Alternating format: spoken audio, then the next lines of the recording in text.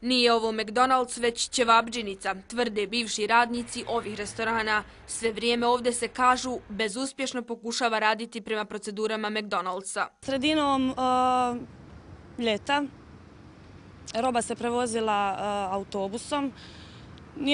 Nije bilo bitno znači šta je u pitanju, da li je to mlijeko, da li je majoneza, stvari koje se ne mogu znači prevoziti bez hladnjaka.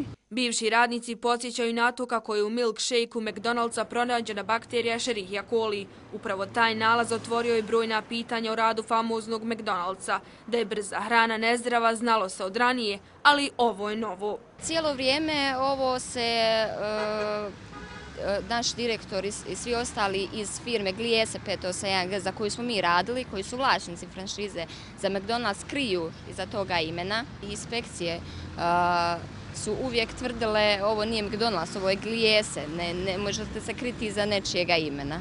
Šta će se desiti kada McDonald's korporacija sazna za bakteriju koja može izazvati infekcije urinarnog i probavnog trakta, još ćemo vidjeti. Za sada posao s lošom hranom dobro ide. Uskoro otvaraju novi restoran.